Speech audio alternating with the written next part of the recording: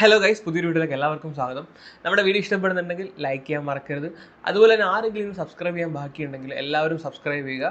എല്ലാവർക്കും സന്തോഷം കിട്ടുന്ന ഒരു ന്യൂസ് ഞാൻ കാണിക്കാം ഗൈസ്. വയനാട് ദുരന്തമുഖത്തെത്തി സഹായം വാഗ്ദാനം ചെയ്ത നടൻ മോഹൻലാലിനെ ബ്ലോഗിലൂടെ അധിക്ഷേപിച്ച സംഭവത്തിൽ ചെകുത്താൻ യൂട്യൂബ് ചാനലിന്റെ ഉടമ അജു അലക്സിനെ പോലീസ് കസ്റ്റഡിയിലെടുത്തു. ഇന്ന് രാവിലെ മഞ്ഞാടിയിലെ ഇയാളുടെ വീട്ടിൽ നിന്നാണ് കസ്റ്റഡിയിലെടുത്തത്. വയനാട് പുനരധിവാസത്തിന് 3 കോടി രൂപ ധനസഹായം നൽകുമെന്ന മോഹൻലാലിന്റെ വാഗ്ദാനത്തിന് പിന്നാലെയായിരുന്നു യൂട്യൂബിലൂടെയുള്ള അധിക്ഷേപം. നടനെ അധിക്ഷേപിച്ച് നടന്റെ ആരാധകരിൽ വിദ്വേഷം ജനിപ്പിച്ച് സമൂഹത്തിൽ ലഹളയുണ്ടാക്കാൻ ശ്രമിച്ചതായാണ് എഫ്ഐആർ. താരസംഘടനയായ അമ്മയുടെ ജനറൽ സെക്രട്ടറി സിദ്ദിഖിന്റെ പരാതിയിലാണ് കേസ്. സൂപ്പർ സന്തോഷം. ഇത് കുറച്ചും കൂടെ മുമ്പേ ആകാമായിരുന്നു. ഇന്ന് കണ്ടതിൽ വെച്ച് ഏറ്റവും സന്തോഷം തരുന്ന വാർത്തയാണ് ഗൈസ് നിങ്ങൾ ഇപ്പോൾ കണ്ടത്. ചെകുത്താനെ പോലീസ് പൊക്കി. ഇവിടെ സംഭവം എന്താണെന്ന് അറിയാത്തവർക്ക് ഞാൻ ചെറുതായിട്ടൊന്ന് വിശദീകരിച്ചു തരാം. നമ്മുടെ വയനാട് ദുരന്തം, മോഹൻലാൽ അവിടെ വിസിറ്റ് നടത്തി. പുള്ളിക്കാരൻ അവിടെ ചെന്നത് നിങ്ങൾ എല്ലാവരും കണ്ടതാണ്. ഒരു യൂണിഫോം ഒക്കെ ഇട്ടിട്ടാണ് പുള്ളിക്കാരൻ അവിടെ ചെല്ലുന്നത്. ദുരിതമേഖലയിൽ സൈനിക വേഷത്തിലെത്തിയാണ് ദുരന്തത്തിന്റെ ആഘാതം മനസ്സിലാക്കിയത്. രക്ഷാപ്രവർത്തനത്തിൽ പങ്കെടുക്കുന്ന സൈനികർ ഉൾപ്പെടെയുള്ളവരെ നേരിൽ കണ്ട് ലഫ്റ്റനന്റ് കേണൽ മോഹൻലാൽ അഭിനന്ദനം അറിയിച്ചു.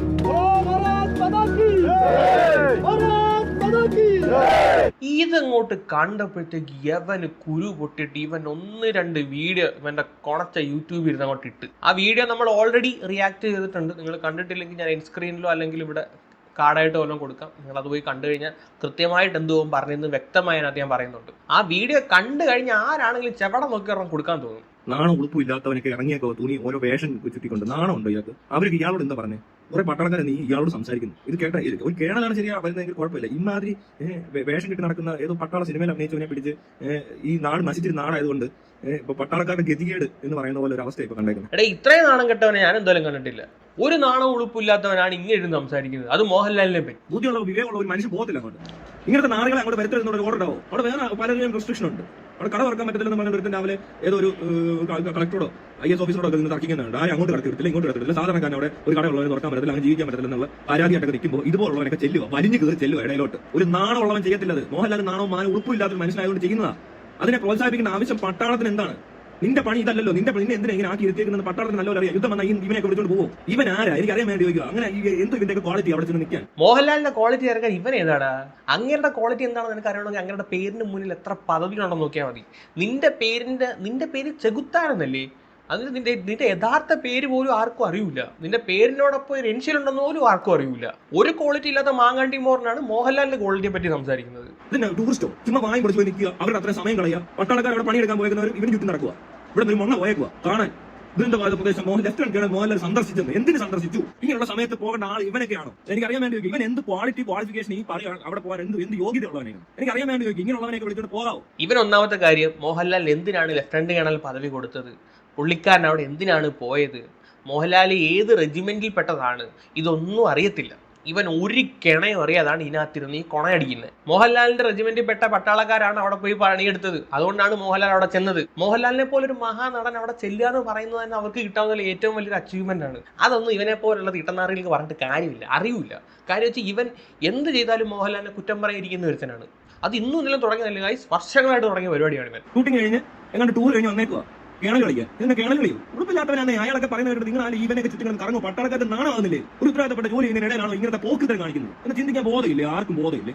എത്ര പട്ടാളക്കാർ ഈ പൊട്ടന്റെ ചുറ്റും കൂടി ഇരിപ്പുണ്ടാകുന്നു. ഒരു മണ്ടൻ എവിടെ നിന്ന് ഇറങ്ങിയേക്കുക. അവൻ മണ്ടൻ അവന് കണ്ടിട്ട് പോട്ടെ. അവന് വേഷം കെട്ടി നടക്കുക. അവൻ എന്തിനും കാണിക്കട്ടെ? ബോധം ഇല്ലാത്തവനാണെന്ന് വിചാരിക്കും. നിങ്ങൾ ഇത് ചുറ്റും കറങ്ങാം ഒരുത്തം വരുമ്പോൾ. ചുമ്മാ ഡമ്മി പീസ്.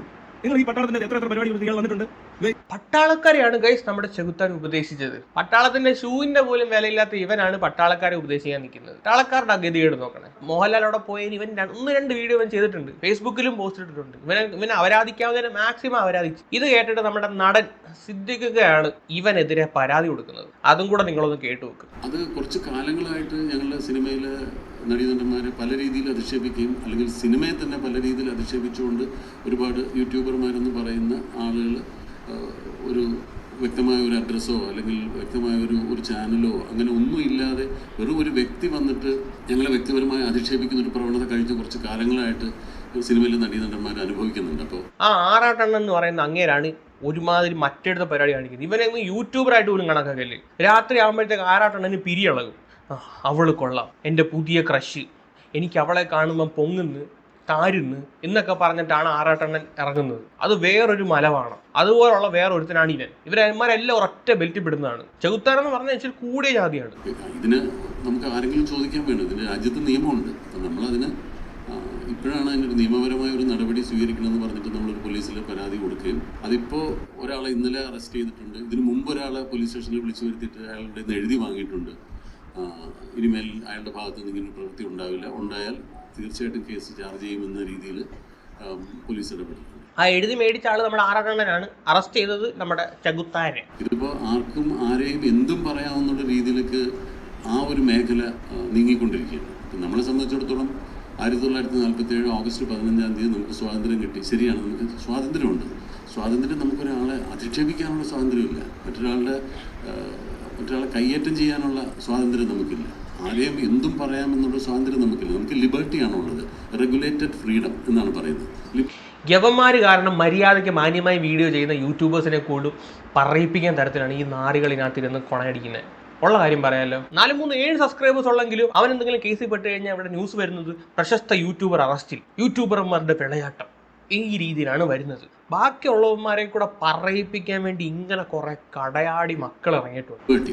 നമ്മുടെ ഫ്രീഡത്തിനും ഒരു റെഗുലേഷനുണ്ട്. മറ്റൊരാളെ ഹനിക്കാനോ അയാളെ മാനസികമായിട്ട് വേദനിപ്പിക്കാനോ ഒന്നും ഒരാൾക്ക് സ്വാതന്ത്ര്യമില്ല. അതിനൊക്കെ ഇവിടെ നിയമങ്ങളുണ്ട്. അപ്പം അത്തരം നിയമം അനുശാസിക്കുന്ന രീതിയിൽ ഒരാളെ മോഹൻലാലിനെ വളരെ വ്യക്തിപരമായിട്ട് അധിക്ഷേപിച്ചുകൊണ്ട് മോഹൻലാൽ ചെയ്തത് അയാൾ ടെറിട്ടോറിയൽ ആർമിയുടെ ഒരു ഭാഗമായതുകൊണ്ട് അദ്ദേഹത്തിന് അവിടെ ആ സമയത്ത് പോകാൻ പറ്റി. നമ്മൾ പലരും അവിടെ ഒന്ന് പോകണമെന്ന് വിചാരിച്ചിട്ട് സാധിക്കുന്നില്ല. അവിടെ രക്ഷാപ്രവർത്തനങ്ങൾ നടന്നുകൊണ്ടിരിക്കുകയാണ്. അവിടെ ഒരു പബ്ലിക്കിന് പ്രവേശനമില്ല. പക്ഷേ മോഹൻലാൽ എന്ന വ്യക്തി ടെറിട്ടോറിയൽ ആർമിയുടെ ഒരു ഭാഗമായതുകൊണ്ട് ആർമിയുടെ കൂടെ അവിടെ ഒന്ന് പോകാൻ സാധിച്ചു. അത് അദ്ദേഹം ചെയ്തൊരു വലിയ പുണ്യപ്രവൃത്തിയാണ്. അവിടെ ചെന്നിട്ട് എന്താണ് അവിടെ നടന്നതെന്ന് മനസ്സിലാക്കാനും പിന്നെ അദ്ദേഹത്തിൻ്റെ വിശ്വശാന്തി ഫൗണ്ടേഷൻ അതിനുവേണ്ടി സാമ്പത്തികമായ സഹായം വാഗ്ദാനം ചെയ്തു എന്നൊക്കെ പറയുന്നത് അദ്ദേഹത്തിന് അതിൻ്റെ പേരിൽ ഒരു പബ്ലിസിറ്റി കിട്ടിയിട്ട് പ്രത്യേകിച്ച് ഒന്നും നേടാനില്ല. അതാണ് ഗൈസ്, ഈ പരനാറി ചെകുത്താൻ ഇവൻ ഈ പൈസ കൊടുത്തതിനെ വരെ വിമർശിക്കുകയാണ്. മോഹൻലാൽ 25 ലക്ഷം കൊടുത്തു, വിശ്വശാന്തി ഫൗണ്ടേഷൻ 3 കോടി കൊടുത്തു. അതിന് ഇവൻ പറയുന്ന മറുപടി എന്താണെന്ന് വെച്ചാൽ മോഹൻലാൽ പബ്ലിസിറ്റിക്ക് വേണ്ടി അല്ലെങ്കിൽ സ്വന്തമായിട്ട് മാർക്കറ്റിംഗ് ഉണ്ടാക്കാൻ വേണ്ടിയിട്ടാണ് മോഹൻലാൽ ഇതൊക്കെ ചെയ്തതെന്നാണ് ഈ പരനാറി പറയുന്നത്. മോഹൻലാൽ എന്ന് പറയുന്ന ഒരു ബ്രാൻഡാണ്, ആ പേര് തന്നെ അധികമാണ്. അതിനകത്ത് ഇനി എന്തിനാണ് മാർക്കറ്റിംഗ് ഉണ്ടാക്കേണ്ടത്? എന്നിട്ട് ഇവൻ പറയുന്നത് മോഹൻലാൽ മാർക്കറ്റിങ്ങിന് വേണ്ടിയിട്ട് തൊലിക്കുന്നതാണെന്ന്. ഇതൊക്കെ കേൾക്കുമ്പോഴാണ് മനുഷ്യന് ചൊറിഞ്ഞു വരുന്നത്. അദ്ദേഹം ചെയ്തൊരു വലിയ പ്രവൃത്തിയെ അഭിനന്ദിക്കുന്നതിന് പകരം വ്യക്തിപരമായിട്ട് അദ്ദേഹത്തെ ഒരുപാട് അധിക്ഷേപിക്കുന്നത് കണ്ടപ്പോൾ ഒരു വ്യക്തി എന്ന നിലയിൽ, അദ്ദേഹത്തിൻ്റെ ഒരു സഹപ്രവർത്തകൻ എന്ന നിലയിൽ എനിക്ക് വലിയ വിഷമമുണ്ടായി. പിന്നെ ഞാനൊരു സംഘടനയുടെ നേതൃസ്ഥാനത്തിരിക്കുന്നത് കൊണ്ട്, മോഹൻലാൽ സംഘടനയുടെ പ്രസിഡന്റ് ആയതുകൊണ്ടല്ല, മോഹൻലാലിനെ മാത്രമല്ല ഈ സംഘടനയിൽ ഒരു സാധാരണ മെമ്പറെ പോലും അങ്ങനെ ഒരാൾ വ്യക്തിപരമായി അധിക്ഷേപിച്ചാൽ തീർച്ചയായും അത് ചോദ്യം ചെയ്യേണ്ട ബാധ്യത ഒരു സംഘടനയുടെ ജനറൽ സെക്രട്ടറി എന്ന നിലയിൽ എനിക്ക് ഉണ്ടെന്ന് വിശ്വസിക്കുന്ന ഒരാളാണ്. പോലീസിൽ ഇടപെടുകയും ഞാൻ റിട്ടേൺ ആയിട്ടുള്ള കംപ്ലയിന്റ് കൊടുക്കുകയും ഇതിനെതിരെ ഒരു നടപടി എടുക്കണമെന്ന് ആവശ്യപ്പെടുകയും ചെയ്തത് വളരെ വളരെ നല്ല കാര്യം. ഇത് ഇച്ചിരി ലേറ്റ് ആയി പോയെന്ന് മാത്രമേ എനിക്കൊരു പറയാനുള്ളൂ. ഇവൻ ഇങ്ങനെ തന്നെ വേണം. ഇവന് വെറുതെ വിടൽ 2 ഇടിയും കൂടെ കൊടുക്കണം. ഇവനൊക്കെ പൊട്ടിക്കേണ്ട സമയം കഴിഞ്ഞ്. ഇവന് മോഹൻലാലിനോട് എന്താ ഇത്ര കലിപ്പെന്ന് എനിക്ക് ഇതുവരെ മനസ്സിലായിട്ടില്ല. മോഹൻലാലിന്റെ ഒരു നല്ല പടം ഇറങ്ങിയാലും ചീത്ത പടം ഇറങ്ങിയാലും ഇവൻ അതിന് നെഗറ്റീവേ പറയത്തുള്ളൂ. മോഹൻലാലിന്റെ നേര് സിനിമ ഭയങ്കര ഹിറ്റായ സിനിമയാണ്. ആ സിനിമ ഇറങ്ങിയ സമയത്തുള്ള ഇവന്റെ റിവ്യൂ ഞാൻ ഒന്ന് കാണിച്ചു തരാം. നിങ്ങൾ ഇതൊന്ന് കണ്ടുപോകും. അന്നേരം ഇവന്റെ യഥാർത്ഥ ഒരു കോണം മനസ്സിലാവും. ഈ നേരില്ലേ മോഹൻലാൽ നേര് പടം ഭയങ്കര സൂപ്പർ പടമാണെന്ന് പറഞ്ഞുകൊണ്ട് കണ്ടിറങ്ങിയ ഫാൻസ് എല്ലാം ഭയങ്കര അലർച്ചയും കൂലും ബഹളവും പോരാത്തതിന് ഫേസ്ബുക്കില് യൂട്യൂബിലൊന്നും തുറക്കാൻ പറ്റുന്നില്ല. ഭയങ്കരമാണെന്നാ പറയുന്നത്. പക്ഷെ അത്ര ആത്മാർത്ഥതയില്ല ഇവരുടെ പറച്ചിലൊന്നും. എന്തോ അങ്ങ് പറയുക സാധാരണ എന്നും വന്ന് പറയുന്ന പോലെ. ഇതിന് മുമ്പുള്ള പൊട്ടിയ പടങ്ങൾക്കെല്ലാം പറയുന്ന പോലെ അവരും വന്ന് പറയുന്നുണ്ട്. അവർക്ക് പടം ഇഷ്ടപ്പെട്ടോ ഇഷ്ടപ്പെടാതെ പറയുന്നതാണെന്ന് പോലും മനസ്സിലാകുന്നില്ല. ഇതിനിടയിൽ കുറെ പേര് എന്നെ ചീത്ത വിളിക്കുന്നു. ഞാൻ ഇത് കണ്ടിട്ട് പറയുന്നതല്ല, ഞാൻ സിനിമ കണ്ടിട്ടൊന്നും ഞാൻ പറയുന്നില്ല. സിനിമ ആര് കാണുന്നു? ഈ പറഞ്ഞ പടമൊക്കെ ആർക്ക് കാണുന്നു? ആ പടം കാണത്തൊന്നുമില്ല. പിന്നെ ഇയാളുടെയും ജിത്തു ജോസഫിനെയൊക്കെ പടം കാണാൻ പോകില്ല. അതൊന്നും നടക്കത്തില്ല. കേട്ടല്ലോ, പടം പോലും കാണാതാണ് ഇവൻ ഈ കാറിനകത്തിരുന്ന് കൊണയടിക്കുന്നത്.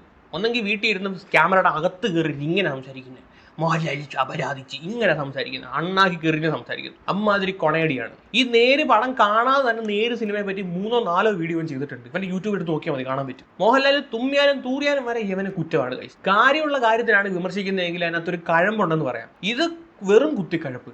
സീരിയസ്ലി വെറും ചെറ്റ പരിപാടിയാണ് ഇവൻ കാണിക്കുന്നത്. പോലീസിന്റെ 2 പെടപ്പ് കിട്ടുമ്പോഴത്തേക്ക് ഇവന്റെ കുറച്ച് മാറി കിട്ടുമെന്ന് വിചാരിക്കുന്നു. കുറച്ചേ കുറയത്തുള്ളൂ കേട്ടോ, മൊത്തത്തിൽ കുറയൂല. കാര്യം ഇത് വർഷങ്ങളായിട്ട് അണ്ണൻ തുടർന്ന് കൊണ്ടുവരുന്ന പരിപാടിയാണ്. മോഹൻലാലിനെ കണ്ട ഇവർ കടിച്ച് കീറി തിന്നാനുള്ള ദേഷ്യമുണ്ട്. ഇവരെന്താ മോഹൻലാൽ തുടർന്ന് നിന്നെ പിടിച്ച് കടിച്ചാ. ഇവൻ ഫേമസ് ആയത് തന്നെ മോഹൻലാൽ ഫാൻസിന്റെ കീഴിൽ തള്ളക്കുള്ളിയും തന്തക്കുള്ളിയും കേട്ടിട്ടാണ്. അതിന്റെ കോൾ റെക്കോർഡിംഗ് ഒക്കെ പണ്ട് വർഷങ്ങൾക്ക് മുമ്പേ വൈറലായിരുന്നു. അന്നേരം നിങ്ങൾ ആലോചിക്കണം, ഇവൻ എത്ര കാലമായിട്ട് മോഹൻലാൽ എന്ന് പറയുന്ന ഒരു വ്യക്തിയെ അധിക്ഷേപിക്കുക, അപരാധിച്ചുകൊണ്ടിരിക്കുകയാണ്. പക്ഷെ ലാലേട്ടൻ ഇതുവരെ ഇതിനൊരു പ്രതികരണമായിട്ട് വന്നിട്ടില്ല. ഇവനെതിരെ ഒരു വാക്ക് പോലും ആ മനുഷ്യൻ മിണ്ടിയിട്ടില്ല. ഈ കേസ് പോലും പുള്ളിയല്ല കൊടുത്തത്, സിദ്ദീഖിക്കാണ് കൊടുത്തേക്കുന്നത്. ആ ഒരു കാര്യത്തിൽ ലാലേട്ടനെ സമ്മതിച്ചു കൊടുക്കണം. ഇമാതിരി കൃമികളെ കുണ്ടികൊണ്ട് പോലും പുള്ളി മൈൻഡ് ചെയ്തിട്ടില്ല. എന്തായാലും ഇത് ഇവൻ ചോദിച്ച് മേടിച്ചതാണ്. ഇത് പണ്ടേക്ക് കൊടുക്കേണ്ട സാധനമായിരുന്നു. ഇപ്പോഴെങ്കിലും കിട്ടിയല്ലോ, വളരെ സന്തോഷം. അപ്പോൾ എന്താണ് ഗൈസ് നിങ്ങളുടെ അഭിപ്രായം? താഴെ ഒന്ന് കമൻറ്റ് ചെയ്യുക. അതുപോലെ തന്നെ നമ്മുടെ വീഡിയോ ഇഷ്ടപ്പെടുന്നുണ്ടെങ്കിൽ ലൈക്ക് ചെയ്യാനും സബ്സ്ക്രൈബ് ചെയ്യാൻ ഇനി ആരെങ്കിലും ബാക്കിയുണ്ടെങ്കിൽ സബ്സ്ക്രൈബ് ചെയ്യാനും മറക്കരുത്. കൂടുതലൊന്നും പറയുന്നില്ല, വേറൊരു ടോപ്പിക്കായിട്ട് പിന്നെ വരാം. അപ്പോൾ ശരി, ടാറ്റാ.